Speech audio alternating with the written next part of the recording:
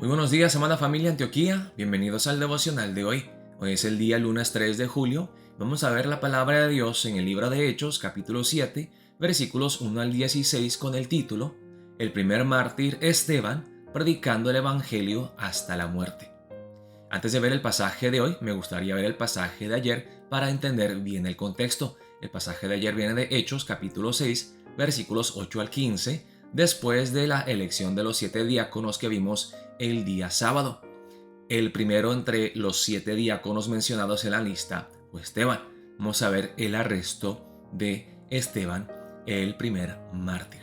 Dice: y Esteban, lleno de gracia y de poder, hacía grandes prodigios y señales entre el pueblo.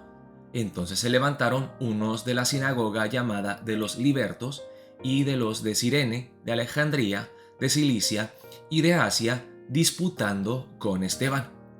Pero no podían resistir a la sabiduría y al espíritu con que hablaba.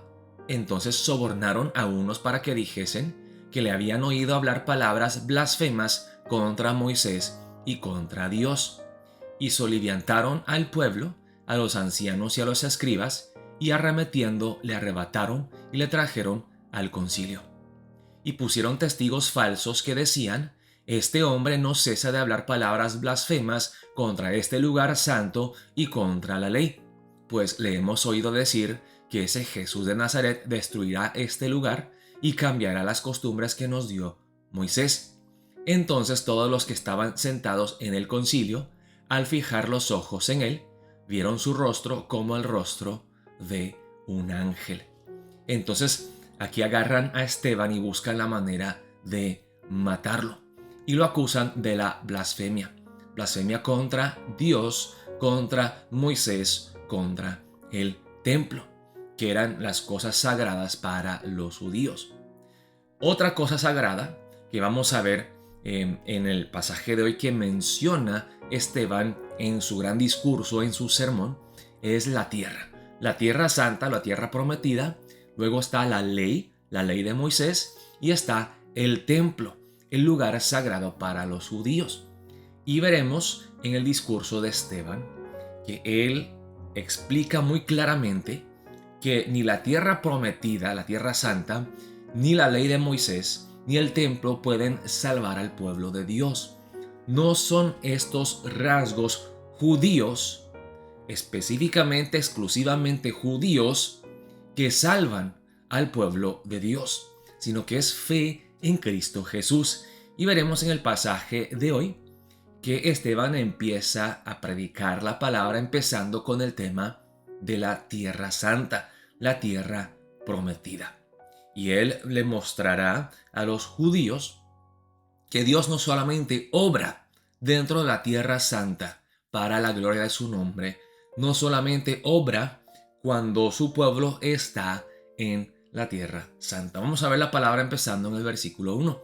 Dice la palabra de Dios así: el sumo sacerdote dijo entonces: ¿es esto así? ¿Es cierto, Esteban, que tú blasfemas en contra de Moisés y de la ley y del templo? Y él dijo: varones hermanos y padres, oíd. El Dios de la gloria apareció a nuestro padre Abraham estando en Mesopotamia, antes que morase en Harán, y le dijo: sal de tu tierra y de tu parentela, y ven a la tierra que yo te mostraré. Entonces salió de la tierra de los caldeos y habitó en Harán, y de allí, muerto su padre, Dios le trasladó a esta tierra en la cual vosotros habitáis ahora. Una de las cosas que vemos del sermón de Esteban es que es un sermón bíblico. Se basa totalmente en las Sagradas Escrituras, y aquí les explica que Dios le habló a Abraham no estando en la tierra prometida, sino estando en Mesopotamia. Sigue la palabra: y no le dio herencia en ella, ni aun para asentar un pie, pero le prometió que se la daría en posesión y a su descendencia después de él, cuando él aún no tenía hijo. Así que aquí dice Esteban: y cuando Abraham llegó a la tierra prometida, ni permitió que él se quedara ahí, que él se asentara ahí. Así que no es la tierra prometida, que es especialmente santa. No es algo donde, wow, solamente los que están dentro de la tierra prometida son el pueblo elegido de Dios. Y le dijo Dios así, que su descendencia sería extranjera en tierra ajena y que los reducirían a servidumbre y los maltratarían por 400 años. Ahora algunos que dicen, pues ¿por qué aquí Esteban no es tan exacto en los números? Porque sabemos en el libro de Éxodo que fueron 430 años. ¿Por qué aquí Esteban dice 400 años? Él no está tratando de ser súper exacto históricamente ni científicamente. Acuérdense, hermanos, que lo han prendido y lo quieren matar y él está bajo muchísima presión. O sea, lo están amenazando con muerte. Y el hecho de que él tenga la valentía para predicar tan valientemente el evangelio, pues es algo admirable. Y dice, mas yo juzgaré, dijo Dios, a la nación de la cual serán siervos, y después de esto saldrán y me servirán en este lugar. Y le dio el pacto de la circuncisión, y así Abraham engendró a Isaac, y le circuncidó al 8º día, e Isaac a Jacob, y Jacob a los 12 patriarcas. Los patriarcas, movidos por envidia, vendieron a José para Egipto, pero Dios estaba con él. Vemos aquí que Esteban les está diciendo, solamente porque José fue vendido a Egipto y porque él moró en Egipto no significa que Dios no obró en su vida. Dios está con su pueblo elegido, estén dentro de la tierra prometida o fuera de ella, porque aún estando en Egipto, Dios estaba con José. Y le libró de todas sus tribulaciones, y le dio gracia y sabiduría delante de Faraón, rey de Egipto, el cual lo puso por gobernador sobre Egipto y sobre toda su casa. Vino entonces hambre en toda la tierra de Egipto y de Canaán, y grande tribulación, y nuestros padres no hallaban alimentos. Cuando oyó Jacob que había trigo en Egipto, envió a nuestros padres la primera vez, y en la segunda José se dio a conocer a sus hermanos, y fue manifestado a Faraón el linaje de José. Y enviando José, hizo venir a su padre Jacob y a toda su parentela, en número de 75 personas. Así descendió Jacob a Egipto, donde murió él, y también nuestros padres, los cuales fueron trasladados a Siquem y puestos en el sepulcro que a precio de dinero compró Abraham de los hijos de Hamor en Siquem. Y Esteban aquí está diciendo que ven cómo Dios trasladó a su pueblo escogido a Egipto por un tiempo y estuvieron ahí 400 años bajo la esclavitud opresora del faraón. Pero aún así, estando fuera de la tierra prometida, Dios siguió siendo fiel a su promesa, Dios obró en la vida de los israelitas y Dios siguió cumpliendo sus planes perfectos. La veremos en el pasaje de mañana y luego pasado mañana, que después de hablar sobre el tema de la tierra, Esteban habla sobre Moisés y la ley.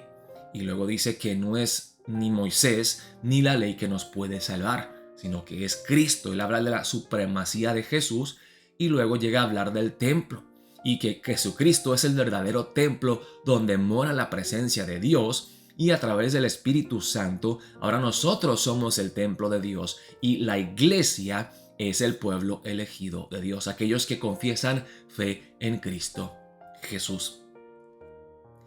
Vemos el ejemplo de Esteban, que no temió la persecución, no temió la muerte y fue fiel a Cristo y predicó el Evangelio valientemente.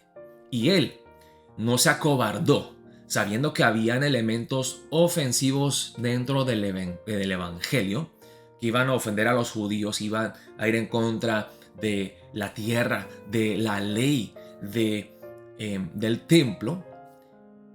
Aquí Esteban no buscó la manera de endulzar el mensaje un poco y de diluir el Evangelio para que sea menos ofensivo. Él fue firme y valiente, pero a la misma vez mostró gracia, respeto y reverencia. Hermanos, así debemos de ser nosotros como cristianos, seguir el ejemplo de Esteban, fieles al Evangelio hasta la muerte, sin temor de compartir algunas partes del mensaje del Evangelio que ofiendan a las personas, No este evangelio de que Dios te quiere bendecir, Dios te quiere prosperar, Dios tiene un plan maravilloso para tu vida, sin hablar del tema del pecado humano, sin confrontar el orgullo que está dentro de nosotros. Ese no es el verdadero evangelio. Así que hermanos, oremos para empezar el día de hoy. Oh Dios, vemos el ejemplo de Esteban, uno de los primeros diáconos y el primer mártir que dio su vida por defender la fe. Ayúdanos a ser fieles, a ser valientes, a ser firmes y a predicar el evangelio claramente, con convicción y de nuevo, como lo hizo Esteban. Oremos de esa manera y estaremos viéndonos el día de mañana para nuestro devocional y nuestra reunión para el día 4 de julio, el día de la independencia, en la iglesia a las 3 de la tarde. Dios los bendiga, amada familia Antioquía.